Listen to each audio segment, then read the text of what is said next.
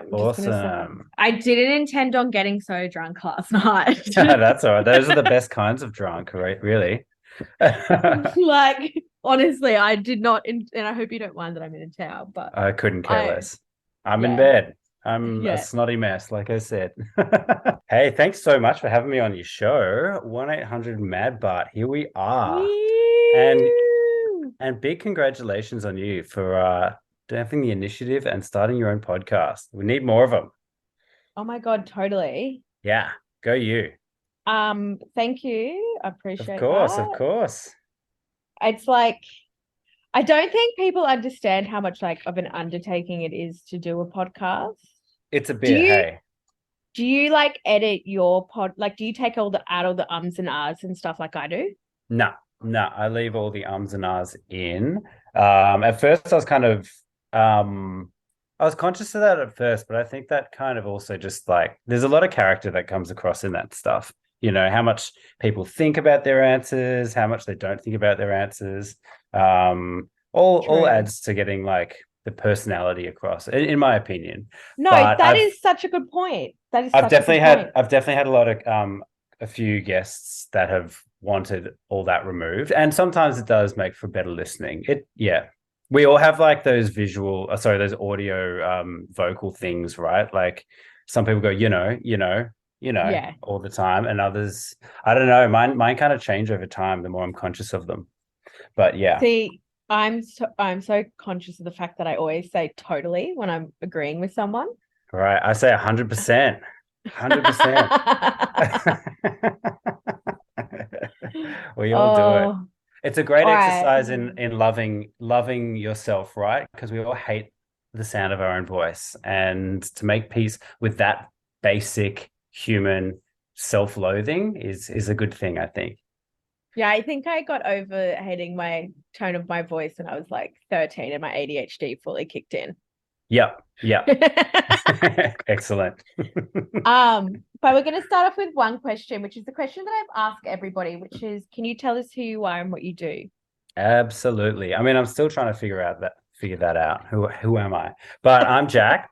I'm an artist. I'm from Melbourne. Yeah, 35 years old. Been a practicing, I guess, a what I would call professional artist for, I don't know, 12, 13 years now.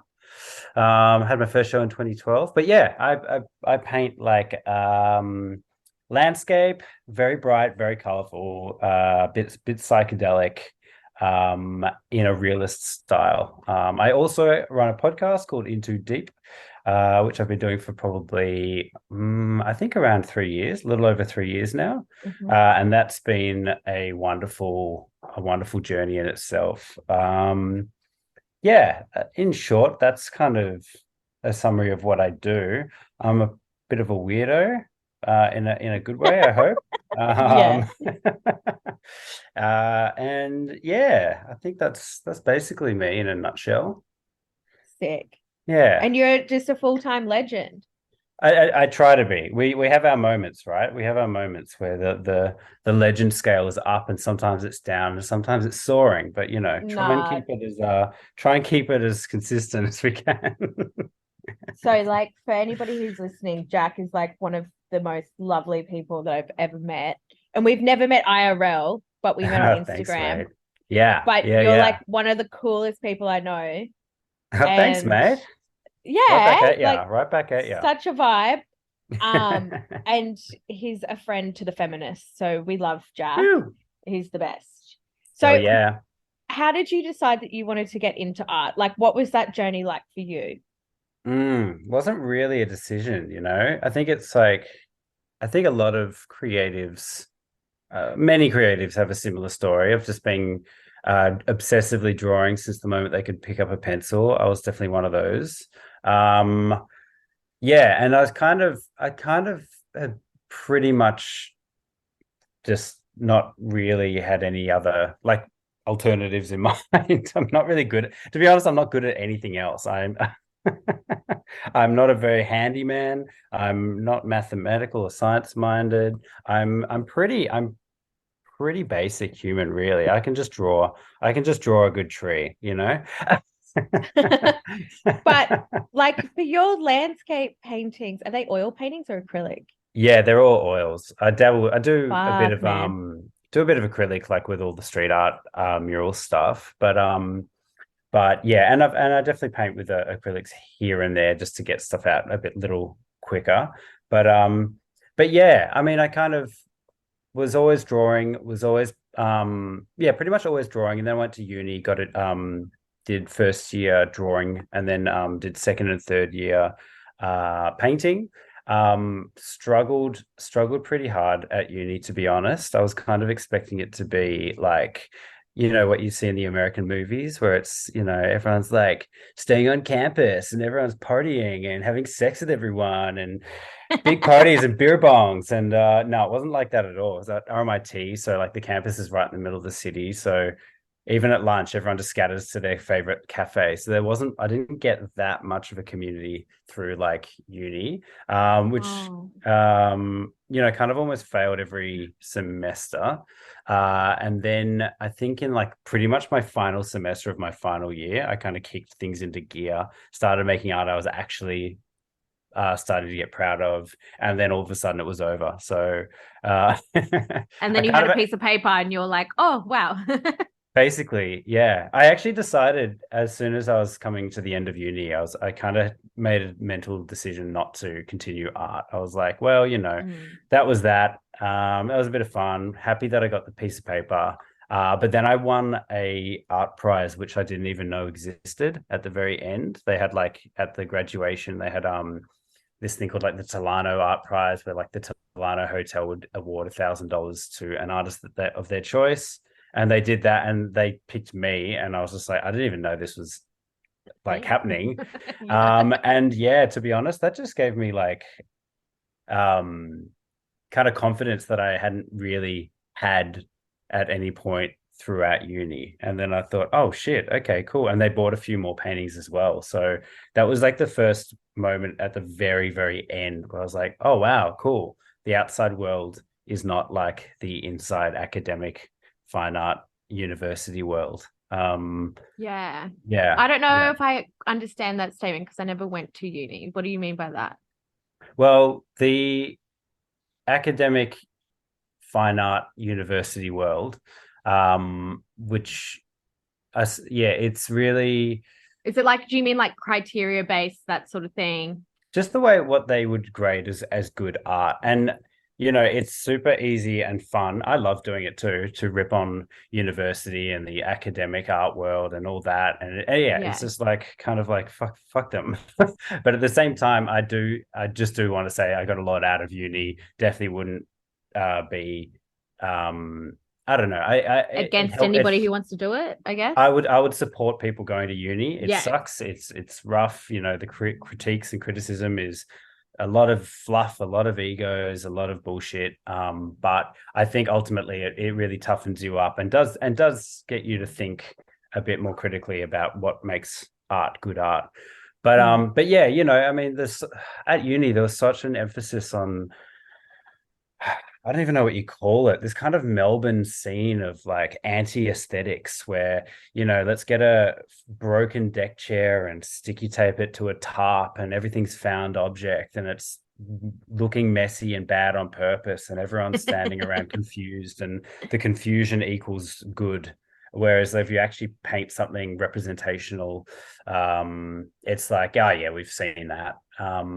But that's not how the rest of the world responds to art. That's how the inner circle, academic circle, maybe responds. But yeah, it was a journey, Okay. man. Yeah. Yeah. I mean, I never went to uni because my brain doesn't function well in those types of spaces, being Mm. neurodivergent or whatever the fuck you want to call it. Hmm. But yeah, I totally wish I could have gone to uni. Like, it sounds like it would be so much fun. Um, Fun isn't a word I would use, but well,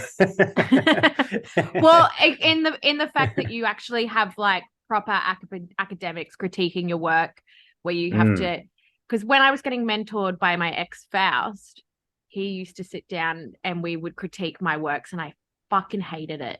I hated yeah. feedback. I I thought it hated was it the too. worst thing ever. I used to rip up my works. I used to throw my laptop across the room. Like I used to have hissy fits. And he would be like, Mads, if you can't take this, like you're not made for this type of world. Like you're gonna have Mm. to learn to love feedback. And now I fucking love feedback. Yeah, it's true. I agree with him. You know, it is an important thing to know how to take. Um, and the more you can take, the stronger you are, I think. It's Yeah. there is such thing as making unsuccessful art. You know, I think these days everyone's very hesitant to say anything bad, and I'm hesitant to say bad things. I only want to put good out, but at the same time, you know, it's reviews are they're valid too, right? Have you And been if you, reviewed? no, not really. I think my first show actually got a review, but it was just a kind of amateur magazine person around Ooh, my same age. that's exciting though. What did they Yeah, I say? know. They said that was a little so the show was called Unfamiliar, and they critiqued the name saying, you know, it actually is quite familiar. I was like, where? And then yeah, so anyway. So yeah, I preach all this stuff, but I'm just like the rest of them. I get all shitty too when I get bad review. Oh my God, no. So how did you land on landscapes? When the but how did Landscapes. Well, yeah. through uni, I didn't know what to paint. I was really good at drawing. But I had no content. I had no idea what I wanted to make art about. And then I kind of started doing a few little landscape paintings from my trip in Europe, just which I found fun. I just was doing it because I didn't know what else to paint. And Mhm. then pretty much in between at the end of second year uni, before third year uni, I went to this festival called Rainbow Serpent Festival. And Ooh. yeah, it kind of was like a really big life shifting event Doof. for me. Yeah. Yeah. It's a doof. It's like a festival in the middle of the bush. Back then it was a lot less. These days I think it's close to 20,000 people or Whoa. 16,000, something like that. So it's pretty big these days. But back then it was like very hippie, a lot of psytrance, blah blah blah. Kind of it's like going in a bit apprehensive, like, yeah, it's not really my scene, but we'll see how we go.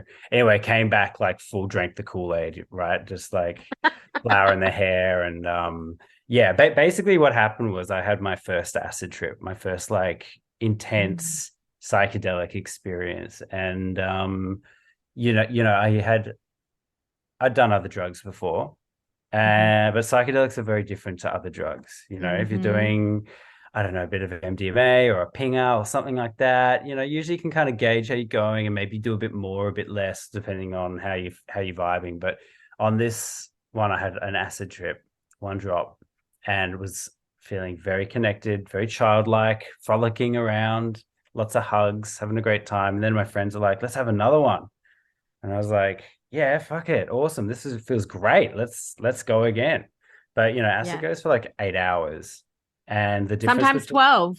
yeah, Depends on the strength. Yeah. yep.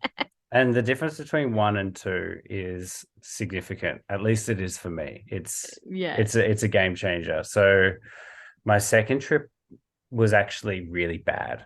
Well, it was the one trip, Mm. but the second dose actually everything kind of turned, and it was really, really difficult and scary. Mhm.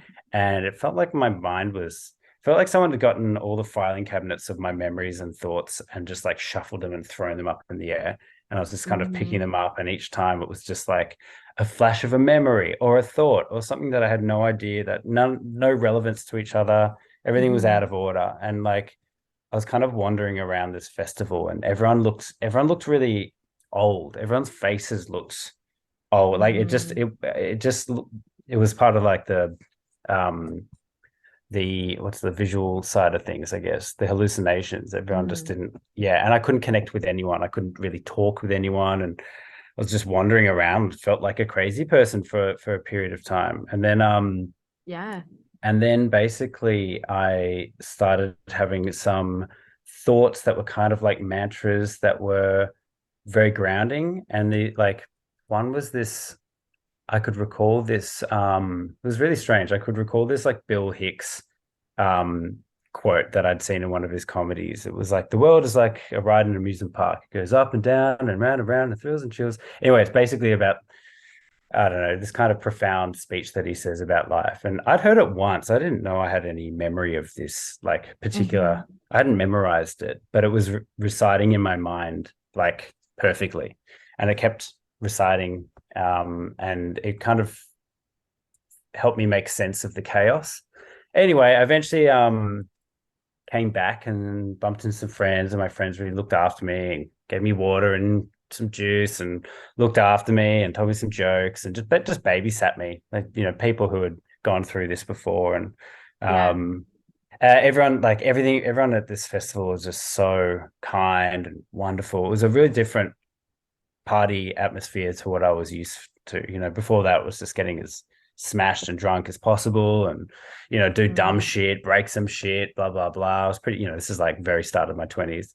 Yeah. Um, anyway, I guess like when I kind of came back, it just kind of sent me on this quest of trying to figure out what the hell that psychedelic experience was. You know, like I kind of made the realization that all those thoughts, all those like really intense or memories that I didn't even know I'd remembered that were coming back to me. It just made me realize how strong and potent and incredible the human brain and the mind is. And I thought, Hmm. you know, yeah, yes, it was the psychedelic drug that was I was being influenced by, but it was my mind that was producing these thoughts. The drug didn't produce the thoughts. The mind was still producing the thoughts. The drugs Yeah. just aided in that. So it just kind of reframed. It kind of just reframed my entire relationship to my own mind. Sent me on Mm. this like quest of trying to figure out what was actually going on, what happened. So, like I said, it was a really challenging experience, but it actually was a really positive one ultimately. And then when I came back from the festival, it was I was just kind of glowing. I was just seeing the world differently. I just my paintings at university were really grey, drab cityscapes and a few grey, drab landscapes. And then you know, now it was injected with color, and I had a real willing focus on nature because nature is key. Nature is beautiful. It's just it's all there. It's the absolute, you know, perfection of the world. It's all right in front of us. And yeah, we don't need gray, we need color, we need love, we need happiness. And that kind of was the shift in my own relationship to the world. And yeah, was able to capture that and express it through my art. And it was a really it was a good time. It was like I said, it was a challenging trip. And from then on I kind of went very psychedelic in my in my like life and um experimentation and exploration and stuff. Yeah. Maybe a little too much sometimes, No, not but at yeah, all. it's that's kind of, I guess that's the story of how my art came to be and how I came Nice. to be a bit. Yeah. Nice. I love that. So Mm, for anybody who's listening and doesn't know Jack's art, Jack makes these super hyper realistic oil paintings of landscapes that will have like hues of blues and purple, like complementary colors. And they're just fantastic. And so there'll be like a link down in the show notes, and you can go to his Instagram and his website and have a look. But that trip sounded so scary. And thank you for being vulnerable with me and sharing that. Um, pleasure. as I've some, had way worse trips since, if that makes don't worry. yeah. I've had way And worse just ones since. Yeah, and just a pre-note to anybody listening, we're not endorsing you to go out and do drugs. This is just our lived experiences. But for instance, like I've been taking acid since I was 14, Mm, right? mm, And that yeah. is like not a but when I first started taking acid, which was with my ex-boyfriend Seb, rest in peace, Seb, we love him. He said to me, he was like, if you see a dragon, it's a pretty dragon, it's a nice dragon. And you have to just make sure that your thinking is like always positive. Like if you see something scary, it's nice, it's not scary. Yeah, And yeah. I think before I stopped taking drugs like 6 years ago, the most I got up to in one trip was like 4 acid Ooh, tabs. wow. Yeah. That's a strong one. Yeah. That's a strong But one. yeah, the thing that actually stopped me from doing drugs was DMT. Really? Mm, Mm. Have mm. you ever done DMT? So much. So much. Yeah. I've done a lot of Fuck. DMT in over the years.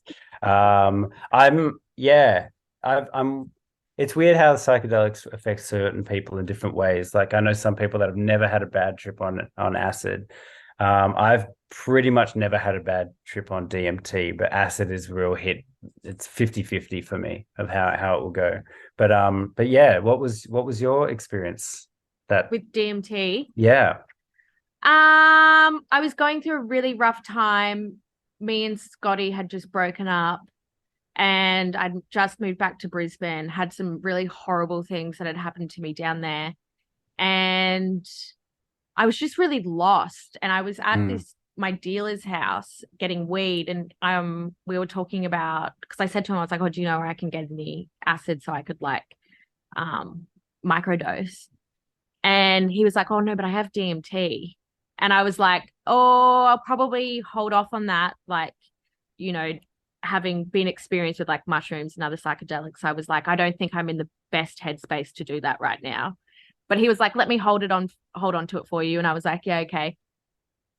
But essentially what happened was is a few weeks later, I decided, okay, I'm ready to do this DMT trip.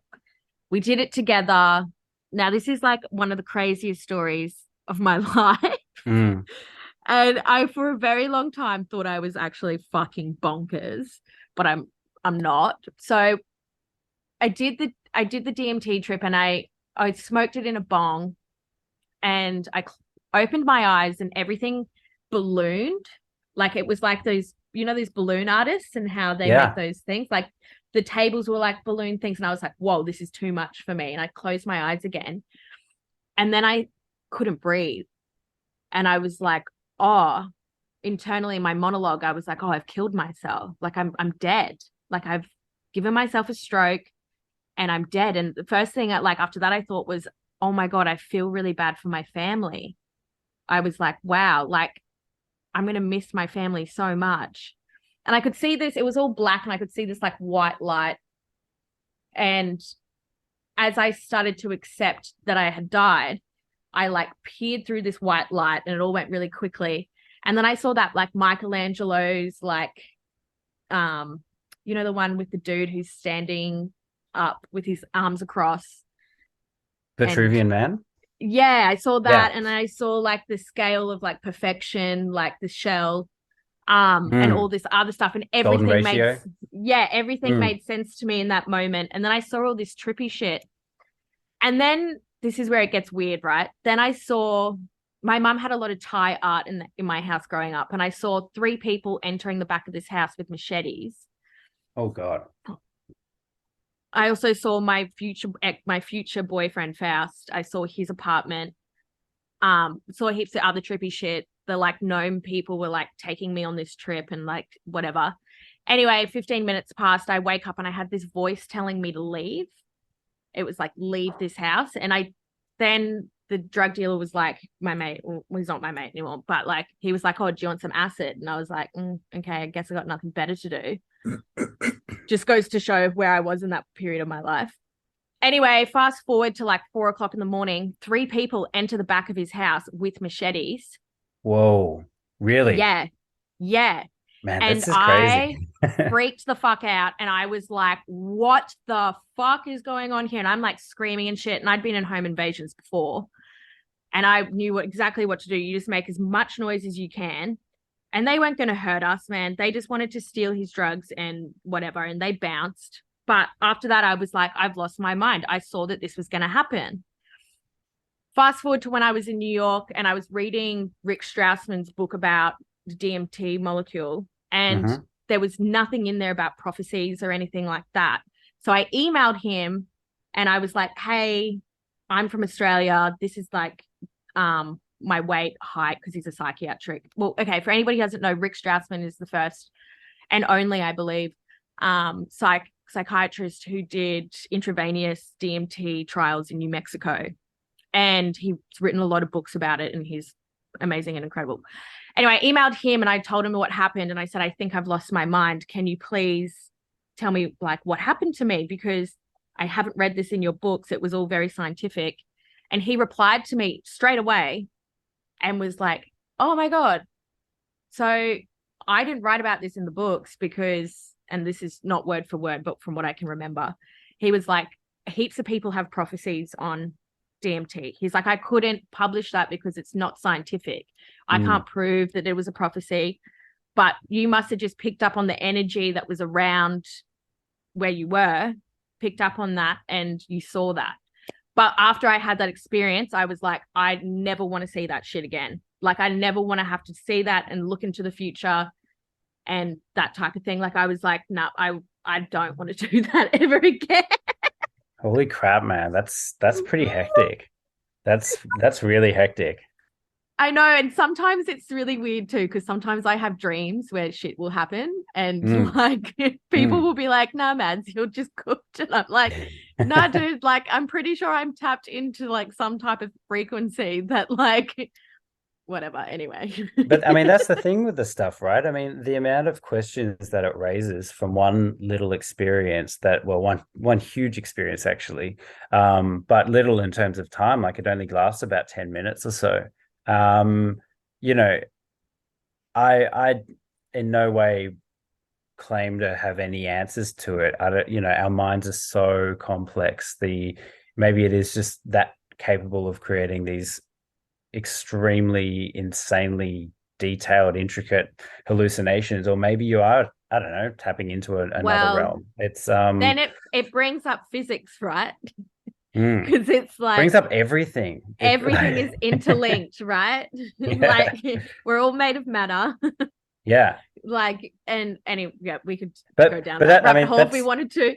Exactly. Like, I mean, it was so long ago when I had that first experience, but I mean, similar to what you've just described, it just sent me down this whole rabbit hole of exploring all these different interests. I was like trying to figure out the laws of physics. I was trying to figure out, mix all these esoteric ideas like astral traveling and lucid dreaming and quantum physics and all this stuff. And I was young and naive, and definitely had like a pretty naive take on a lot of these very, very complex issues, but nothing had kind of sparked my interest in the world, my surroundings and the world around me, like what they almost did. Like you were feeling disconnected and this helped you feel connected. Yeah, just very uninspired before that, very baseline existence. And yeah, I mean, DMT is a whole nother thing, right? It's what's your experience of DMT? Oh, I mean, I've had many. I've probably done it over 100 times, to be honest. What the fuck? Yeah, probably well over that, actually. So it's kind of been everything. It's been so many different experiences. It's been quite a while since I've properly done it, actually, now. Probably been a year or so. But yeah, and a bit of ayahuasca as well. Done that a couple of times. Brother, I could not. You could. No. It's lovely. No, like honestly. I mean, look, it's not for everyone. Hey, it's not for everyone. That's for sure. Oh, okay. So have you been to the waiting room on your DMT trips? Because I've heard that there's, after a certain amount of trips, there's like, and I've heard this from several other, like to people who don't know each other, but several people who have said that there's like one trip that everyone goes to where it's like you're in a waiting room. And you're just sitting there and you're just waiting for someone to come and get you, to take you through a door. Really? No, I can't say that I have. That? Can't say that I have. I've been maybe next time, because it's now in your mind. Maybe next time you go to the waiting room. But I've heard of people who have had trips and like tripping together at the same time, and they are interlinked into the same trip. I've had one of those. Yeah. See, picking up on frequencies and energy. Yeah, it's very mysterious. It's an extremely mysterious thing, the psychedelic realm. I'm very, very grateful that science is finally taking it, well, being allowed, not that science was never taking it seriously, but now that they're allowed to take it through policies. Yeah. yeah, and just properly test it, and it was banned for decades because of, I think, Richard Nixon basically just declared war on hippies, and they felt like they were losing their grip on Society. society. So they declared the war on drugs and made them the most illegal things, and they stopped all scientific research. So, God, imagine if we had what since this like 4 or 5 decades of research under our belts, which we would have if Nixon wasn't in. Yeah, fucking men again with their fucking bullshit emotions. Sorry, if you listen to the Georgia Mac interview, it was like, yeah, listen to a bit of I it. love Yeah. men.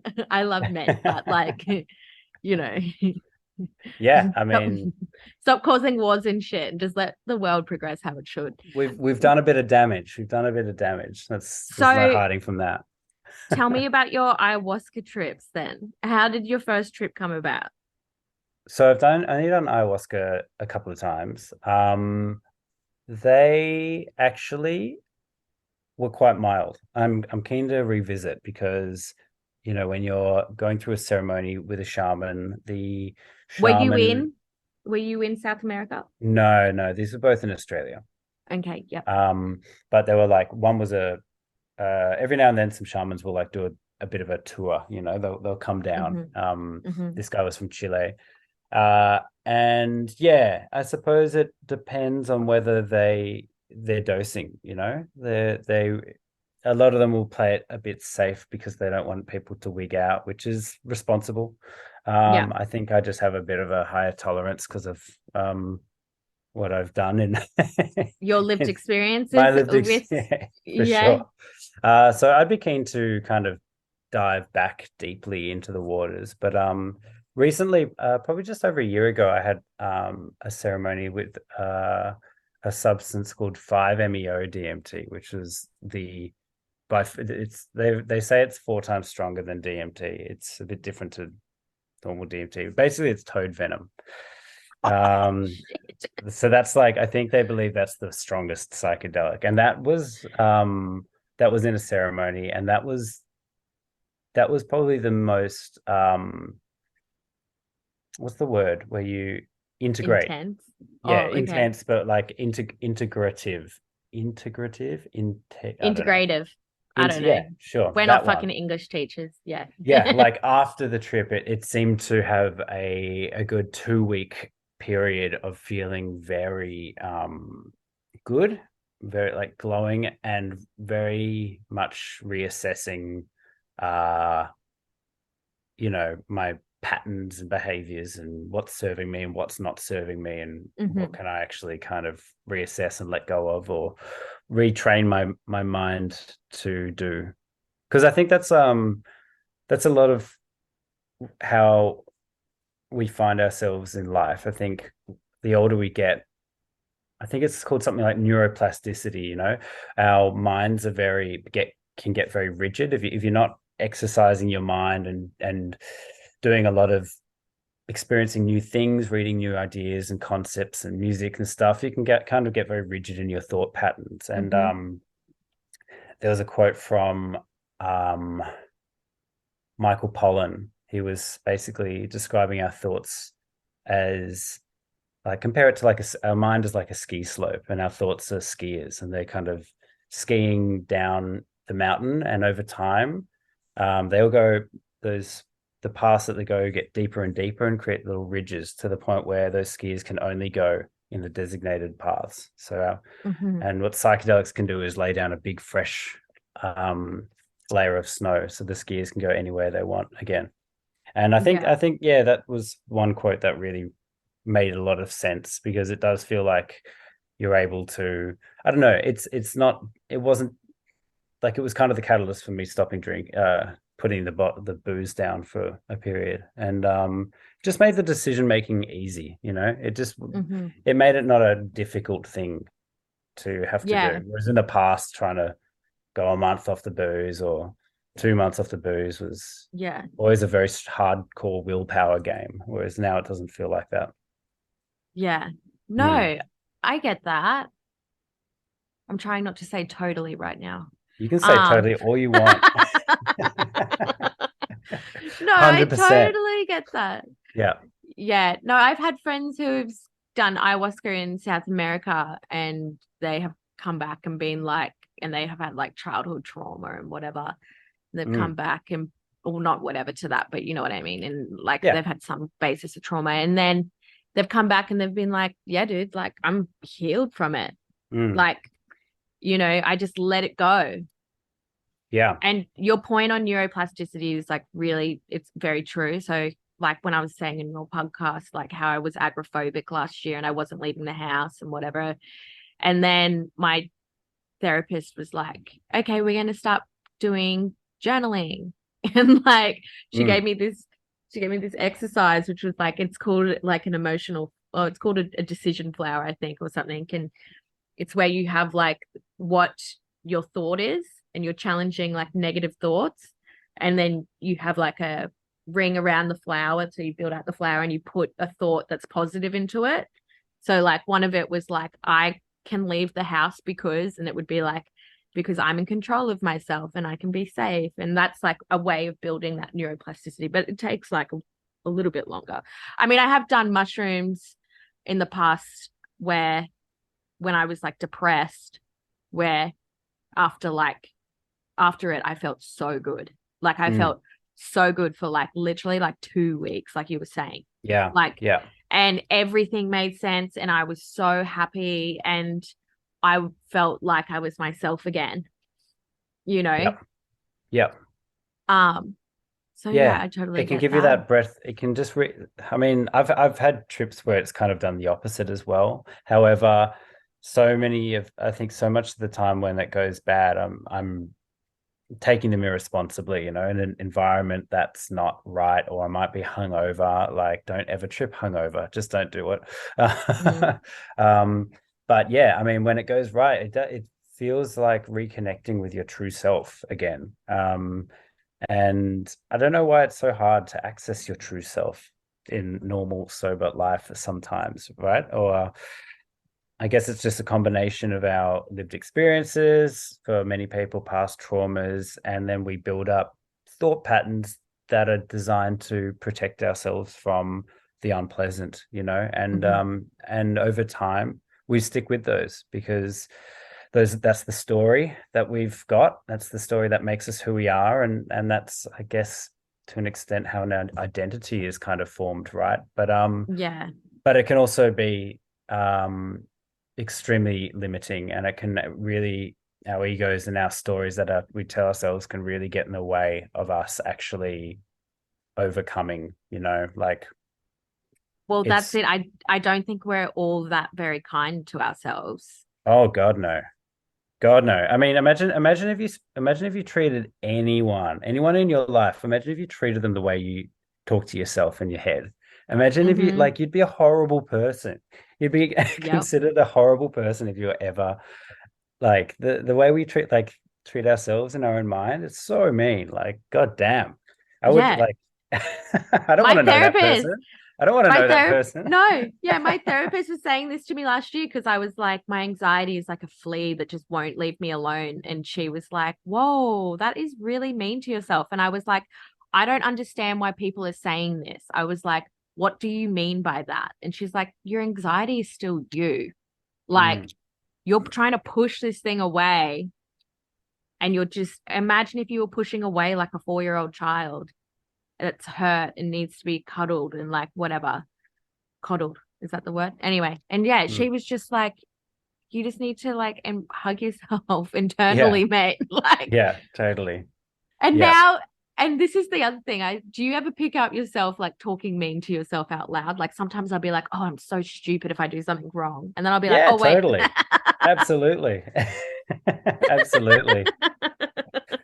Yeah, I think that's it. It's like that's the whole mindfulness thing, and just trying to realize that your brain is it's an organ. It's doing its job.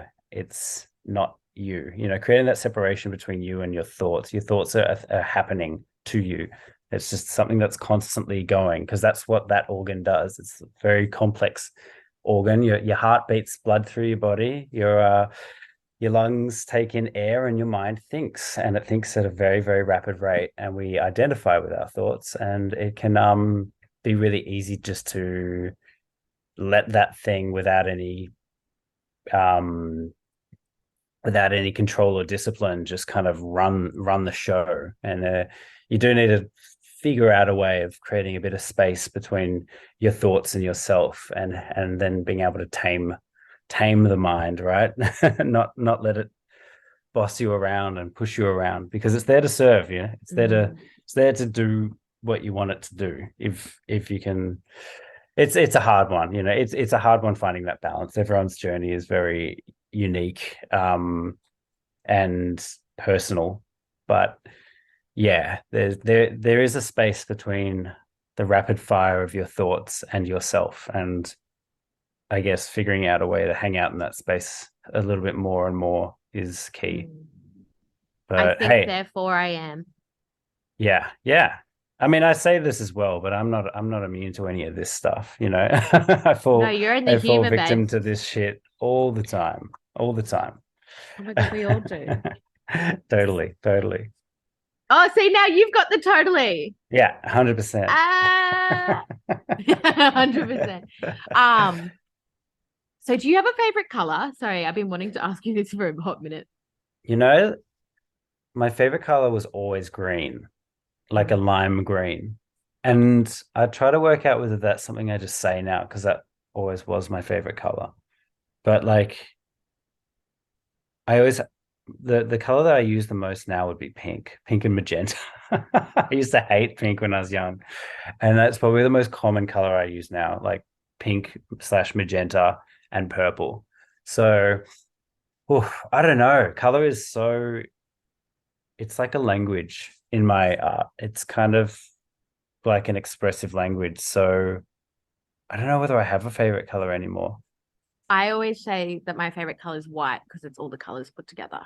Oh yeah, nice. That's good. That's good. Yeah.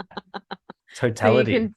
You can take that one. Yeah, nice. But yeah, what's you're your all favorite good. color? Oh yeah, white. White. Well, see, this is the thing. My favorite color used to be lilac. Nice. Yeah. Yeah. And now I think my favorite color is actually pink. Yeah. Pink, like a But hot like pink. a pastel pink. Okay, right. Yeah. I'm a big pastel gal, Yeah, you there's know? something very soothing about pastel colors. I love Mm. pastel colors. I don't paint with them Mm. very often, but yeah, there's something very nice, very soothing about pastels. Mm. Yeah. How did you get into your podcast? Podcast kind of came, I suppose it initially, you asked me before whether I've ever had reviews. Mm-hmm. And I started to I would have solo shows, and I would get really frustrated being in Melbourne, being in Australia, where it's not it's not the epicenter of the art world. It's a lot smaller than like America or England or Europe. Yeah. And I was getting very frustrated that, a show would just come and go. And I was like, where's the reviews? Where's the interviews? Where's the excitement around this? So that was kind of one of the reasons I started the podcast. I'm like, if you want something to exist, maybe you should do it. If you want people to review Totally. your work, maybe you should review other people's works. So that was kind of the base idea of the podcast.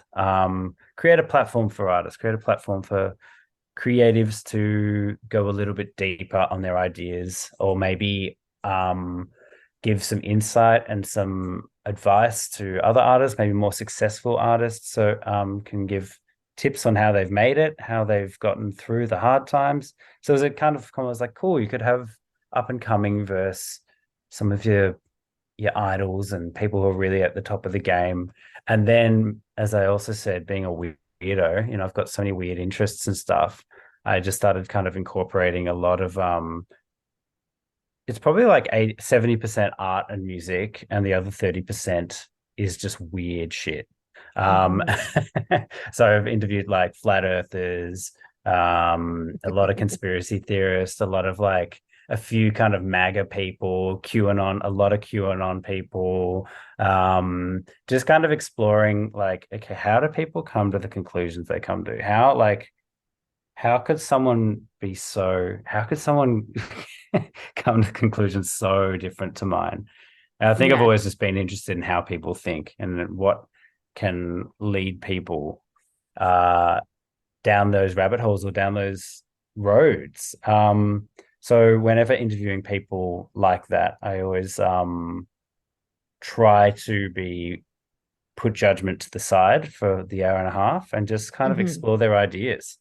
Definitely done some pretty weird episodes. So yeah, the weird part is catching up to the art part. It's probably now like a 60-40 split between the weird and the art. So Yeah. yeah, there's some pretty strange episodes in there if you dig deep enough in my Yeah. podcast. Some really strange ones actually. Some that Yeah. I've thought like, Well, should I release this? yeah. I mean, it's so your podcast is called In Too Deep for Yeah. anybody who wants to listen to it. And you've interviewed John McAfee Yeah. um Yeah. before he passed away, Mm-hmm. which is I've got no fucking idea how the fuck I got that guy. I reckon that's like the biggest one I've had, and it got no traction. It's still like never peaked top 10 episodes. I'm like, this would be one of this guy's final interviews. Not his final interview, but it would be one of his final interviews. And yeah, um strange how the internet works, right? Like, yeah, no, totally. mm, But then you interviewed that pedophile who got imprisoned or he got arrested, yeah. Mm. right? Yeah, that was quite recent. That one probably took the biggest toll out of me energetically. Yeah, especially Mm. inviting that like energy into your realm. Like, do you ever find that when you interview like people that aren't like on who are in your view strange, right? Because they think they're totally normal, but in your view, they're like a little bit strange. Do you find that that like weighs you down a little bit? Definitely, definitely. Yeah. I recently just did an interview that I probably won't release because of some really weird post chats that happened Okay. with a very like religious fundamentalist, paranoid conspiracy theorist, which, you know, again, when you start talking to some people, yeah, I mean, you never really know what you're getting into, right? Some people are Yeah. kind of like, yeah, I think this because of this, and other people are very much like, God told me to, and you're like, okay, I can't really reason with that. Whoa. So yeah, but I mean, with that Josiah, the pedophile guy, that one very much so. That I really kind of someone sent me. So basically, this guy he was trying to start a cult. He was very delusional and he was trying to start a cult. He had this YouTube page that was very small, didn't have much of a following, but he was claiming that he was God, he was the Messiah, and come join me on my thing called Skyview Design. It's going to be utopia, and he was trying to get people, and then he started uploading these videos saying there's nothing wrong with pedophilia and all this stuff. So someone, because I've cultivated a strange audience, I mean, you know, strange subjects, someone sent me this and Yeah. was like, dude, you should get this guy on your podcast. And I started watching, I couldn't even get through it. I was like, no, fuck this guy. This is absolute crap. And I was like, no, I Yeah. didn't even get through it. And I was like, I don't even want to give that guy a platform or anything. And Yeah. then I think it got taken off YouTube, but then I was kind of, you know, there's an argument of whether or not you should platform certain people or not. Hmm. I'm a big believer of platform away. I don't think we should have limits on who to platform, but I do think if you're going to platform someone very controversial, it has to be done responsibly and in the right way. Hmm. If I'd had this guy on and just go explain this and just let him rattle on, I Hmm. think that's irresponsible platforming. That's the exact yeah. But if you can challenge them and actually in real time outline how that is disgusting and wrong. Basically, so I ended up having him on and I wanted to see whether I could actually get him to admit on video whether or not he was an actual pedophile. which he did. Yeah. He admitted it on video, and that kind of went a bit viral. And eventually, some vigilante guy. I was in contact with like authorities in Hawaii. He was in Hawaii. Sent it to like Yeah. a couple of the police, and some special agent guy was in contact with me. So I don't know. There's a good chance they'll use that podcast episode as evidence. But Dude, that's anyway, incredible. well, a vigilante ended up getting the job done because the cops weren't really doing much, which was just sucks. Yeah, that's how that shit works though sometimes, Sucks, doesn't it? It unfortunately. sucks that Yeah. sometimes the crime has to be committed before anything can be done. I'm just like, what? Do you just let this guy run amok? It's You know, fucked. Yeah. but it was one of those things like, cool, pull him off YouTube. He's still around. So there is an argument by creating that interview. If the cops aren't really doing much, creating that interview and creating a bit of sounding the alarm bells, people Yeah. get a bit more interested and take action. But yeah, it's a fine line. I'm not a journalist. I'm not a I'm You're not a just a dude journalist. with a I'm just an microphone who artist likes to with paint. following my interests. And that was one rabbit hole that went pretty intense pretty quickly. But he got arrested. Was he charged with He's anything? I don't know. It's all gone quiet because it's in Hawaii, so very hard to get any more Yeah. info But there was video footage of him getting arrested by this vigilante. It was intense. Yeah, definitely took up a lot of brain space for quite a while. So yeah, the more Mhm. intense the subjects are, the more intense it does take up brain space. But Mhm. yeah, I don't know. It's That's okay. So things like, on oh yeah, you go. Sorry. no, so on the flip side of that, what is like your most best positive podcast episode apart from mine? Oh yeah, Obs. yours for sure. But like but what would you say was like one episode that you were like, man, that was such a good fucking chat. Like, Oh, I there's been love so that. many. There's been so many. I had I mean, being able to meet some of my like heroes and people that have just absolutely inspired me throughout, years of making art is just like a blessing. Like, how the hell have I managed to talk with these people? But there was one episode with this guy called Solomon Petrovsky, and he's kind of a therapist, a psychologist, and a bit of a life coach. Mhm. And I love all that shit. I love the self-help stuff. I love, things like Anthony Robbins and all that. I think Yeah. it's I don't know, just being able to take any if you can find the right person that's able to give you the power to take control over your own Mhm. situation. It's a hard thing to communicate, I think. And that's why it's so hard to find the right people. There's heaps of self-help people out there. There's heaps of fraudsters as well. Heaps of people that just say crap that don't actually practice what they preach. But there's a few people out there that are able to make you feel like you're holding the reins of your own life. And yeah, that chat with Solomon really made me feel really good, and actually led me to make some really positive hard What choices, positive choices. And mhm. that one made me feel very good. But yeah, there's what been there's been quite a few. Sorry, you what go. was your biggest takeaway from that? Like, was there anything he particularly said? Yeah, yeah. He kind of mixes ideas of martial arts in with psychology and therapy. So I think I've done a bit of martial arts years ago, but not for many years. But part of that kind of martial arts and like combat sports is getting direct feedback in real time. And I don't know, there's a lot of different principles that he kind of applies in fighting to psychology. And I think it's very useful. I'm butchering it now, doing a terrible job of translating his kind of messages. But No, you're doing great. basically it's basically, yeah, it's really, like I was kind of mentioning before, it's really easy to coast through life, isn't it? And once you get a routine or you get a comfort zone, you could apply this to anything. You could apply this to a job that's good.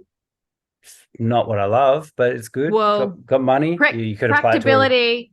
right. Practicability feels safe, right? It's Yeah, like yeah, you yeah, know yeah. what's gonna happen. It's all good. Yep. But you could apply that to a relationship. You could apply that to someone who's fine.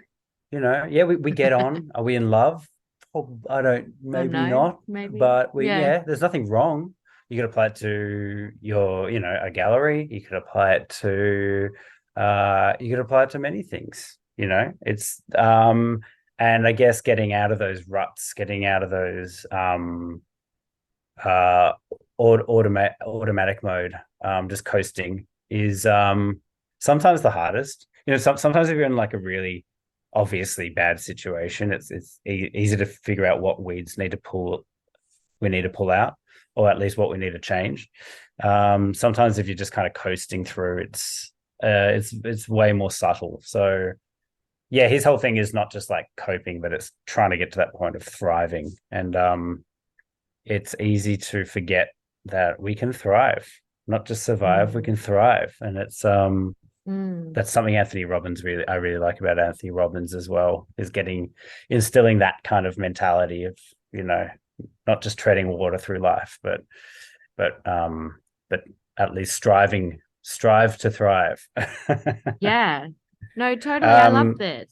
Yeah, I'm not there yet. Like there's heaps of work in my life that I need to address and do and take charge of. But I like those conversations, and I like those people who think that way and preach that stuff. Yeah. I love this. So what self-care do you practice then, Jack? Self-care. I think the most one. I mean, I go in and out of exercise, but I think the most one I practice is being kind to myself, learning how to be kind to myself, learning how to quiet that inner bully that we spoke about earlier. Nice. And we all go through waves of it, but yeah, self-love is very important, isn't it? It's a hard thing to teach, but it's so important. There's nothing better than feeling good. Yeah. Yeah. Yeah. Someone who takes serotonin, I can tell you. Yeah. Yeah. I don't know how to. I wish I had easier, quicker advice on how to love ourselves, but it's a work in progress, isn't it? Look, yeah, some days are better than others, Yeah, finding that gap between believing your thoughts and actually just seeing them as like there's one meditation where you see your thoughts as clouds, and once they just go, they just pass. So when a thought pops up, you don't get angry at it, you just notice it, you just let it run its course, but you just create space between it, you just kind of watch it, and it'll just drift off. It'll eventually drift off, and it's just an observation, and just creating that space between it is nice. A nice thing. I think I'm going to do a meditation after this. Yeah. But it's easy in meditation because your thoughts are the most invasive part of meditation, and we can get caught in this. You'll be sitting there quietly, and then your thoughts come, and then you beat yourself up about listening to your thoughts. You're like, fuck you can't even fucking meditate, you idiot. Here you are thinking about your day or thinking about that dickhead who was pissing you off earlier, and then you're just like, all good, that's part of the meditation, and then it's so easy to get like pulled out of there's no right way to meditate. It just is. Well, actually, I'm reading a book about witchcraft at the moment. Great. Love it. Yeah. What are you learning?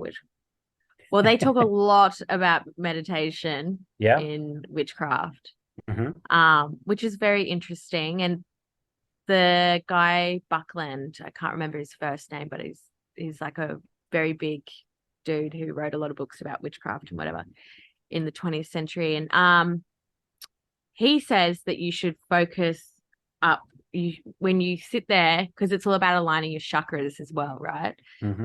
Which I don't know anything about chakras, but he's like, you should focus on your eyes going to your third eye and being lifted up, like you're looking upwards and you're just concentrating on that, and if a thought comes, to let it pass. But I thought that was very interesting. I was like, oh, the Yeah. Wiccans love meditation, but they do it before spells and rituals and things. So yeah. Sick. Love it. Yeah. I mean, Yeah. look, whatever works. There's so many different techniques. There's so many different things you can focus on. Whatever works. Oh, I someone's believe. at my door. Give me 1 second. Do it. Get it. Hello. Oh, thank you so much. That's okay. I hope it helps. Yeah, it does. Thank you. No worries. He's like hello. Anyway. Oh, that's awesome. I was doing a podcast not long ago, and the guy was telling me about being in prison and drug dealing and all this heavy shit. And there was just like silently a electrician in the room just changing his lights. It's like the electrician would have just been like, what the fuck is going on right now? Who are these idiots? Anyway. Was this guy from America? No, he was from Melbourne. Another one we haven't released yet. Wait, it's not that Hoodoo guy, is it? No. I tried to get him on ages ago, but bloody hell, he's put his foot well in it recently, hasn't he? Well, what has he done? I haven't caught up. Oh, he went on this so artist Scotty Marsh recently did a mural of a right. Oh, okay. Yep, for Pride. Yep. He did one for Pride of this big hairy bear meaning like big hairy, gay man in kind of leathery straps or whatever, but he had a big teddy bear head on, like a big kind of furry head on, and it was just like there. It was meant to be like Vladimir Putin or something, but the company didn't want that. Anyway, there was a big a whole bunch of people graffitied it and threw paint all over it. And then Spanian, the hoodoo guy, he made a video basically like screaming into the camera, like, I've had it up to here with all these LGBT people. It's bloody grooming. It's pedophile grooming. And he just did this big video. Then it became, I don't know, massive backlash on that. Then he uploaded another video on it, doubling down.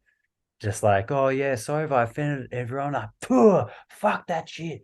Grooming, blah, blah, blah. It's fucking pedophiles wanting this. And it was like, so that's where the Spaniard's at. I know. Ugly. And such a shame to, it seemed like Pride was such a big, wonderful, happy event. And it's such a shame to kind of end it on such toxic crap. But yeah, so probably glad I didn't get the Spaniard on this podcast. Yeah, men are such little babies. Yeah, well, yeah. He got dropped. I think he got dropped by a lot of his promotional team and stuff. So he definitely felt some repercussions. Oh, yeah. Damn. Yeah. Maybe this would be like the best time to get him on, Jacko. You should hit him up and be like, let's talk about these comments that you made, mate. Well, definitely thought about it. But I don't know. It's that whole thing. That's just culture war brain rot that. It's just all these people getting, I don't know. It's too much internet. Fuck homophobes, man. Yeah. As a bisexual woman, I can tell you right now, fuck homophobe. Totally. Well, show. Ugly. Very ugly, very ugly. So what's going on for you this year then, Jack? This year is the year of muraling. So I've kind of taken a step back from the gallery world for a little bit, and I'm just kind of focusing on public art, muraling, doing a lot of street art and stuff because just kind of building up like a new folio there because you can get paid doing murals. There's a lot of council. It's just a good time for it. So I kind of want to ride that wave. There's a lot of like council jobs. There's a lot of developers wanting murals to make their big buildings look pretty, private murals. So yeah, I'm just kind of just trying to like have a break from being poor without sacrificing the art, basically. Yeah, that's kind of what I'm trying to do. So Yeah, I mean, gallery stuff will be what I want to do for a long time, for the long haul. But yeah, it'd be nice to have money in the wallet for a period. And Oh yeah, also I'm man. going to Europe later in the year, so just bought my tickets today, so that's exciting. I Woohoo! know, You're gonna do a right? little Euro trip. Where are you going? I got a wedding in Spain. So we'll be in Fuck yeah. Spain, then be a bit in Italy, and now I'm just like, oh man, freelancing life is so like it's so good, but so tough in terms of planning. I'm like, all right, if I could get a big job in between now and then, I could extend that for a month. But at the moment, I'm poor as shit, so we'll see. So I don't really know how long I'll stay for, but at this point, about a month. But yeah, have you traveled since the old COVIDs? Have you had I any haven't. fun? Nah, Oh yeah, I neither. have. I've been down to Melbourne for an exhibition, but like I haven't been overseas. Yeah. Was that I your upped it. exhibition at B-side? Your group show? No. Oh, Nah, I didn't come down for that. My anxiety was, I was in the thick of being agoraphobic then. I bought that's right. flights, didn't even go onto my plane because I was just like, Mm. nah, Oh, can't do this. damn. Yeah, I wasted a ticket. And then no, I went down for another one at Honeybone. Yeah, yeah, honey bones. Um, which Oh, is that must have been tough, mate. That must have been real tough for you. oh, sweet. We're all good now. I mean, I drove Good. along a highway the other day. I Lovely. haven't driven along a highway in like 6 years. Really?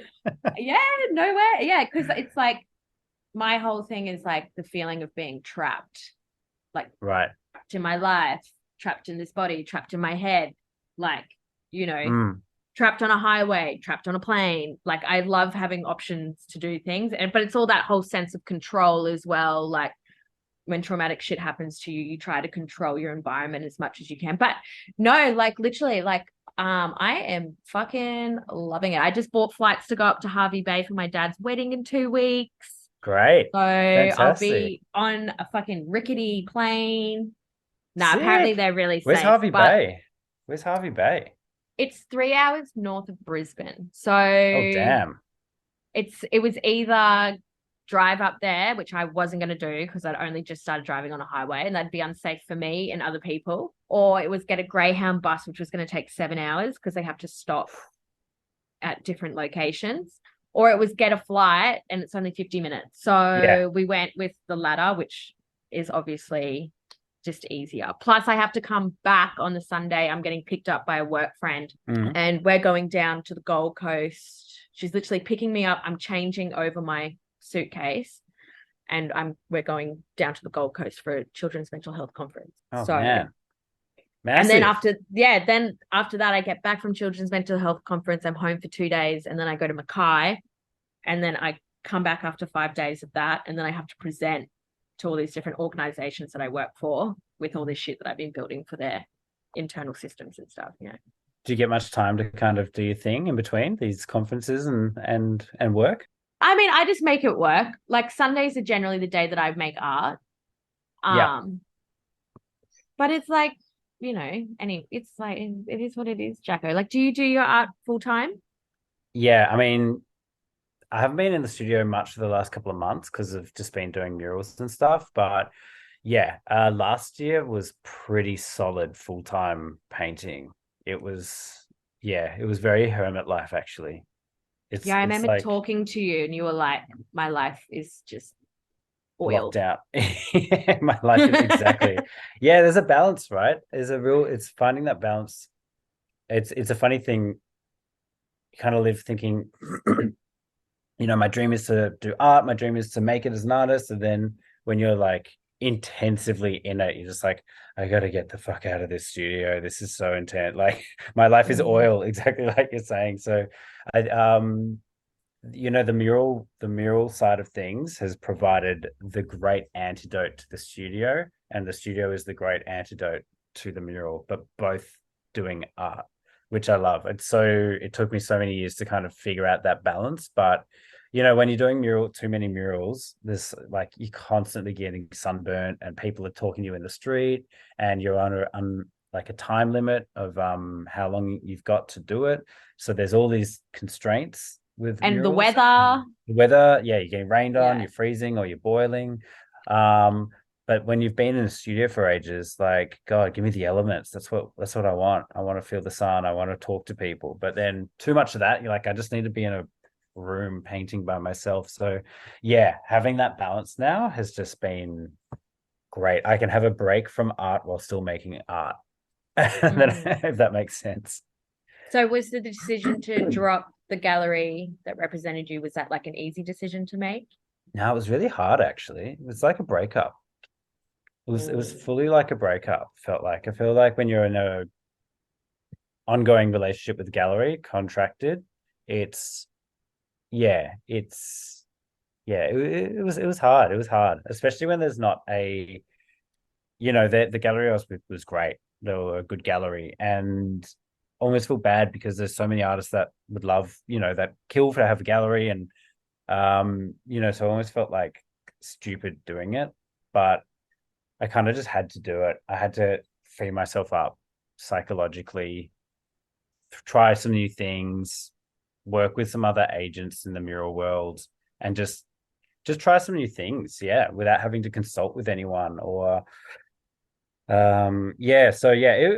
kind of was hard. It was hard, but I haven't really not been represented for about a decade, so I kind of just wanted to do me for a while.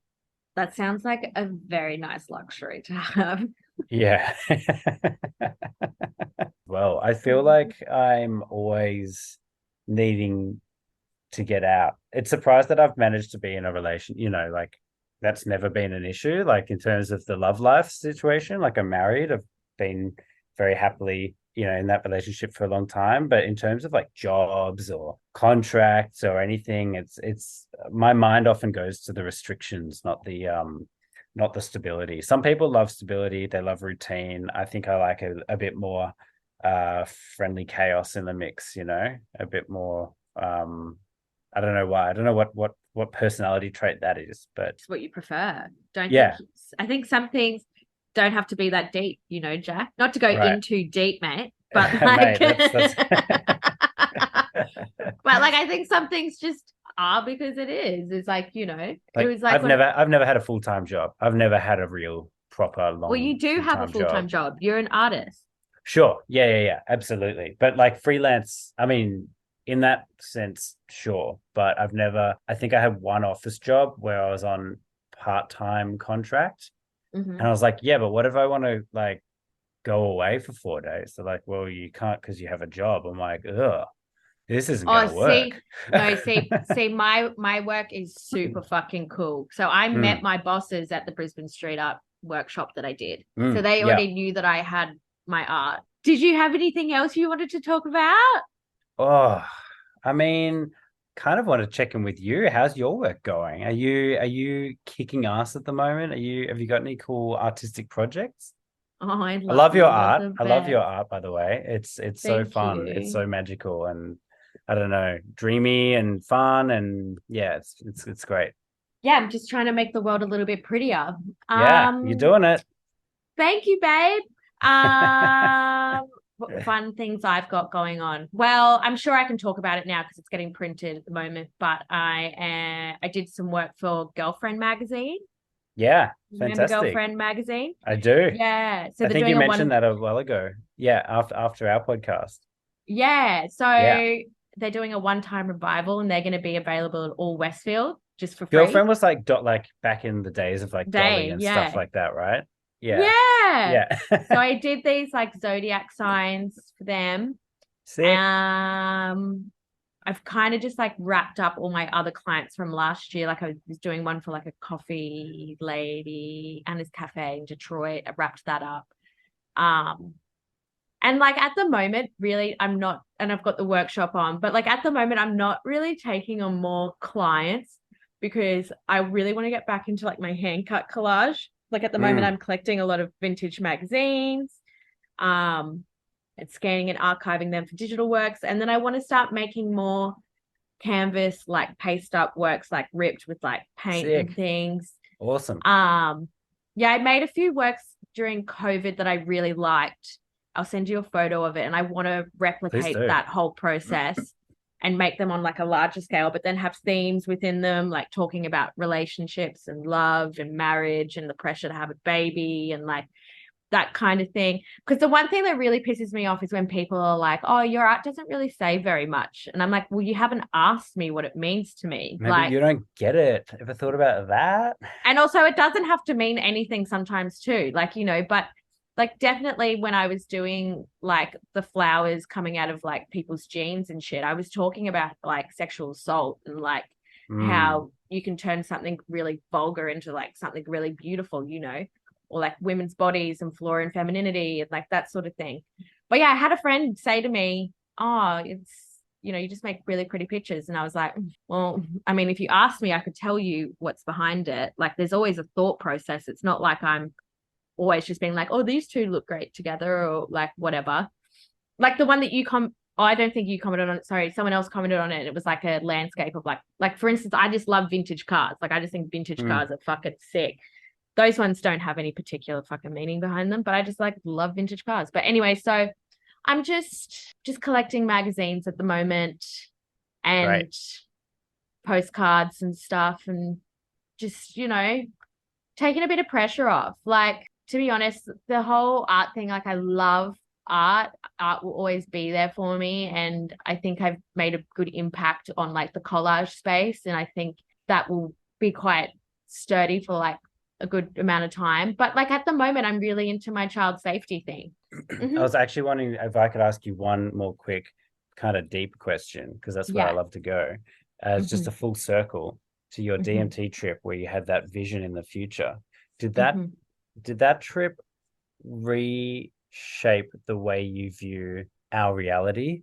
Does it make you think that maybe the future is pre-written? There's such a thing as destiny? Did it actually shift your relationship to what is going on this weird thing we call existence? One of the things that I want to say about that trip, which I didn't say before, was that when we did the acid actually didn't do anything for me because all of the beautiful juices that you need to trip were all wasted on this DMT. Wasn't wasted, but it was all used up. So when I was doing acid, I didn't trip. So those people were definitely there. And there was another person there, just so people aren't like, did she actually just fucking hallucinate that? But I saw my Faust, I saw his apartment. And when I walked, and I hadn't met this guy yet, I hadn't met him, we hadn't communicated, I hadn't been to his place. And when I went into his apartment, I was like, oh my God, this is what I saw on my DMT trip. Really? And proper deja vu. Proper deja vu. So through my own experience, I believe that there is, okay, actually, this is what one of my friend's mums tells me. Shout out to Liz Lord. I fucking love Liz Lord. She says to me, she's like, everybody's book is written, right? And I believe that to like a certain extent. I believe that destiny is totally a thing. I think you're born and then this is how you die, right? I think, and I don't fear death anymore, right? I don't fear death. I fear how I will die though. Like I hope it's just quick and over.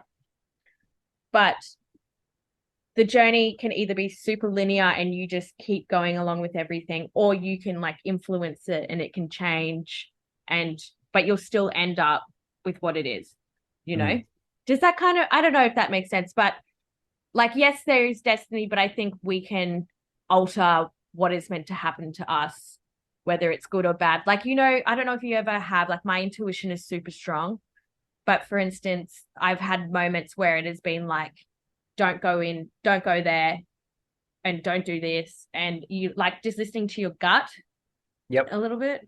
Yep. I'm a big believer of listening to your gut for sure. Yeah. And I mean, like, I also like, I don't know if you know anything about star charts. Not really. So I'll send you this website. You got to know the day you were born, the date, the location, and the time. Time is like, gives you more accurate, but you don't necessarily need it. You can click unknown. But for instance, when I did my star chart, I read it and I was like, oh my God, this is me to a T. Really? Yeah. Massively believe that, there's definitely something bigger than us that we could never comprehend because our itty bitty brains are just like only working at whatever capacity it works at, which is like 30% or 10% or whatever the fucking statistic is. But yeah, I don't know. And I mean, it's like, now I'm getting way too hippy dippy about it. What do you think about destiny? Yeah. I mean, yeah, with like the psychedelic experience, it's so weird because I've had so many experiences that I believe would validate me believing in things like other entities or God or, you know, non-linear time or cycles or destiny.